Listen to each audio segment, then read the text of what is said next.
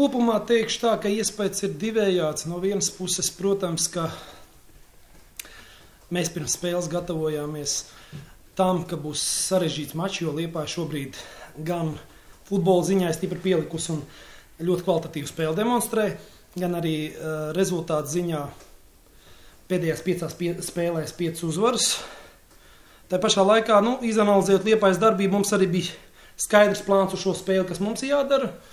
Pirmajā puslaikā, principā, viņš tika realizēts pilnībā, pietrūka vārtu gūšanas. Ja mēs kādā no tām standarta situācijām, no momentiņiem, ko mēs izspiedām, būtu gūši vārtus, it īpaši, ja mēs to būtu pirmie izdarījuši, tad, protams, mums būtu mazliet vienkāršāk. Mēs varētu izteikt, spēlēt kā otrais numurs un gaidīt vēl variants pretuzbrukumos.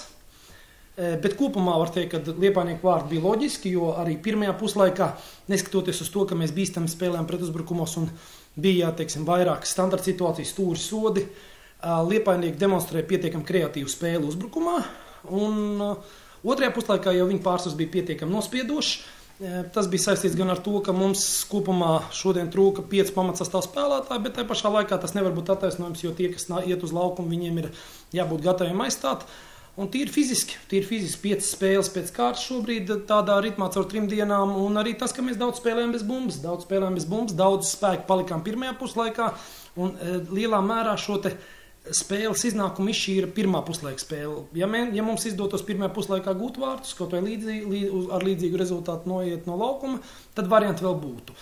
Pie tās spēles, ko Liepāja nodemonstrēja, viņi uzvarēja pilnīgi pelnīti, viņi bija pārāki. Un kopumā es gan arī saviem spēlētājiem nevaru pārmest ne centību, ne pašatdevi.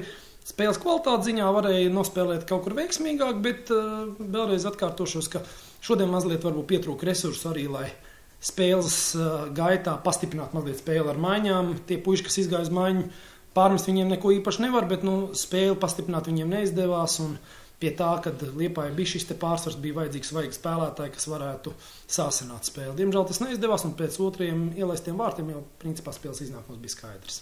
Сейчас, когда наступает завершающая фаза чемпионата, у кого больше ресурсов, те выглядят предпочтительнее.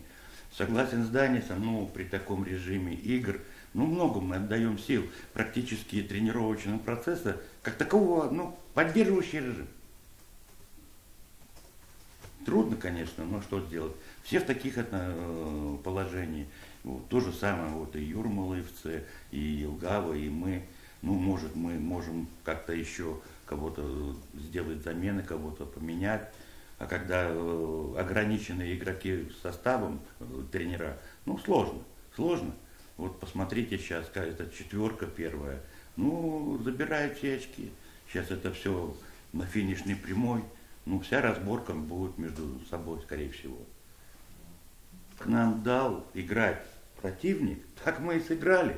Мы вязли, просто вязли в этих редутах обороны Елгавы. И когда нет пространства для таких быстрых игроков, тут нужно мастерство иметь, а не только скоростные качества.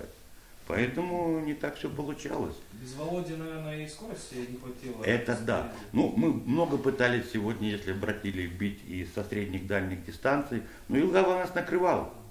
Там прошло, по-моему, только первый тайм 2 удара, которые в створ ворот пошли. А остальные все накрывали нас. Не давали пробить. Mums vairāk bija uzdevums tieši tas, ko Viktors teica, neļaut pretiniekam iedot plašumu, tātad pietiekam pieblīvētu tīpaši centrālo zonu, un arī tas moments, kad, arī pretinieki viņi uzmanījās no mūsu pretuzbrukumiem, jo skaidrs, ka, pie tādas spēles, kad viena komanda diezgan daudz uzbruk, otrai komandai visu laiku ir risks, ka viņi var iekrist, jo ir ļoti daudz brīvas telpas pretuzbrukumiem.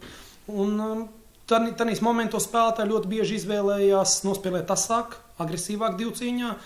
Tas bija viens moments, un otrs moments, teiksim tā, man tā šķita nevis tas, ka es gribu pakritizēt tiesnes, bija epizodīts, kad, viņam mazliet arī stingrāk vajadzēja, rīkoties, lai nepieļautu. Varbūt tāds atklāts rupjības arī nebija, bet kopumā viņš mazliet to spēles ritmu brīžiem izlaida no rokām, un tur tādā momentā, kur viņš varēja ātrāk nosilpt un nebūt, situācija, kāda viņi sāsinājās pret vārtsargu. Ja? Bet kopumā tie standarti vairāk ir saistīti ar to, ka bija ļoti blīva spēle no abām pusēm, un abas komandas koncentrējās uz to, lai neļaut pretiniekam iegūt brīvu telpu, brīvu momentu.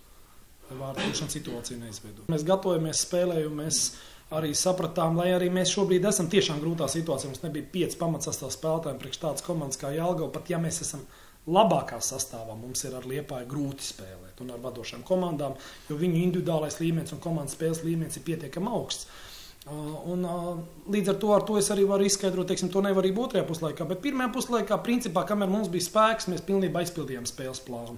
Bija individuāla uzbrucēja darbība, individuāla aizsargs kļūdījās, guva Liepāju vārdus, bet tā, ka būtu ļoti daudz momentu, tā nebija, un arī standarta situācijās nospēlējām pietiekami koncentrēti tālsitiem. Protams, ka mēs skatāmies, vērojam viņu spēles un redzam, kādus divus ļoti labus vārtu guvumus guva iepriekšējā kārtā pret Jūrmalu, un mēs tam bijām gatavi, protams. Я думаю, что будем рассчитывать где-то на 15 октября. Надо беречь парня. Сейчас там наступит сразу же Венспилс, Даугавпилс, нет, Сконда и Даугавпилс, эти сложнейшие 3 игры. И хочется пожелать Данис, Елгав нам симпатичная команда, займите вы 5-е место. Обязательно постараемся это сделать. Обязательно постараемся.